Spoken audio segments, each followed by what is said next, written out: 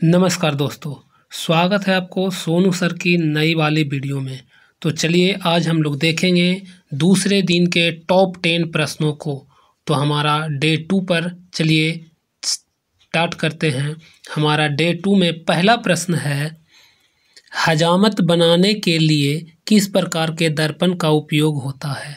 हमारा ऑप्शन है अवतल दर्पण, उत्तल दर्पण, समतल दर्पण या इनमें से कोई नहीं। तो दोस्तों इस प्रश्न का सही उत्तर हो जाएगा, हजामत बनाने के लिए जो दर्पण का उपयोग होता है वह अवतल दर्पण हो जाएगा।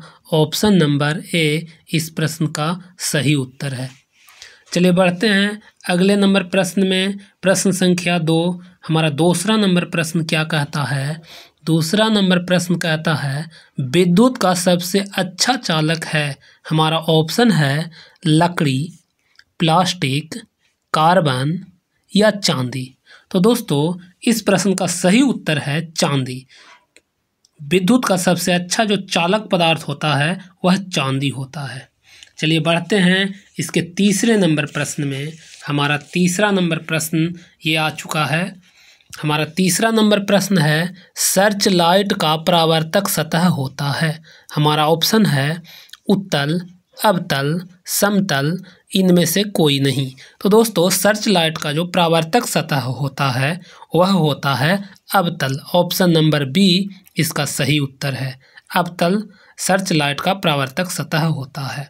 चलिए बढ़ते हैं चौथे नंबर प्रश्न की ओर। हमारा चौथा नंबर प्रश्न क्या कहता है, प्रकाश की किरणें गमन करती है। हमारा ऑप्शन है सीधी रेखा में, टेढ़ी रेखा में, किसी भी दिशा में या इनमें से कोई नहीं। तो दोस्तों इस प्रश्न का सही उत्तर हो जाएगा ऑप्शन नंबर ए, प्रकाश गमन करती है हमेशा सीधी रेखा में। ऑप्शन नंबर ए इसका सही उत्तर है। चलिए बढ़ते हैं अगले प्रश्न की ओर। हमारा पांचवा नंबर प्रश्न क्या कहता है, सिल्वर क्लोराइड का रंग होता है। हमारा ऑप्शन है काला, पीला, हरा या सफ़ेद। तो दोस्तों इस प्रश्न का सही उत्तर है ऑप्शन नंबर डी, सफ़ेद। सिल्वर क्लोराइड का रंग सफ़ेद होता है। हमारा अगला प्रश्न है प्रश्न संख्या 6, छठा नंबर प्रश्न कहता है, श्वसन किस प्रकार का रासायनिक अभिक्रिया है। हमारा ऑप्शन है उपचयन, संयोजन, अपघटन या द्विविस्थापन। तो दोस्तों इस प्रश्न का सही उत्तर है ऑप्शन नंबर ए, उपचयन। श्वसन जो है एक उपचयन रासायनिक अभिक्रिया होती है। अगला प्रश्न देखेंगे। इसके पहले हम क्या देखते हैं कि अगर आपको वीडियो पसंद आ रहा है, आप इसी प्रकार का वीडियो रोजाना चाहते हैं, तो वीडियो को अभी लाइक करें, शेयर करें और सब्सक्राइब दोस्तों को ज़रूर करें।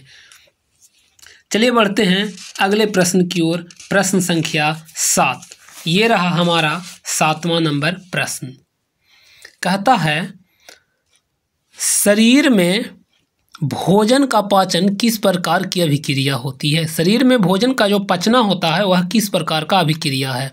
हमारा ऑप्शन है अवकरण, ऑक्सीकरण, उदासीनीकरण या विद्युत अपघटन। तो दोस्तों इस प्रश्न का सही उत्तर है ऑप्शन नंबर बी, ऑक्सीकरण। भोजन में शरीर का जो पाचन अभिक्रिया होता है वह ऑक्सीकरण के द्वारा संभव होता है।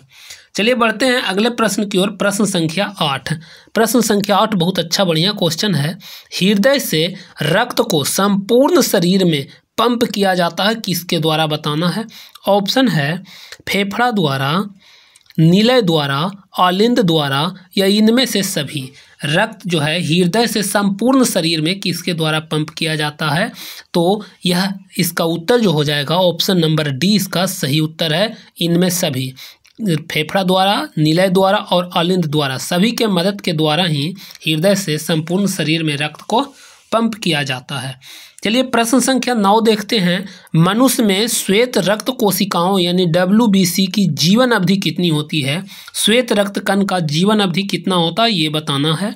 हमारा ऑप्शन है 12 से 20 दिन, 2 से 3 महीना, 20 से 30 दिन या 4 महीना से अधिक। तो दोस्तों श्वेत रक्त कण की जो समय होता है, अवधि होती है, वह 12 से 20 दिन की होती है।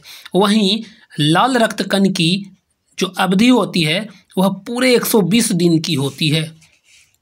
चलिए बढ़ते हैं अगले प्रश्न की ओर, प्रश्न संख्या 10 और इस वीडियो का जो है लास्ट प्रश्न है हमारा, देखेंगे रक्त को थक्का बनाने में सहायक होता है।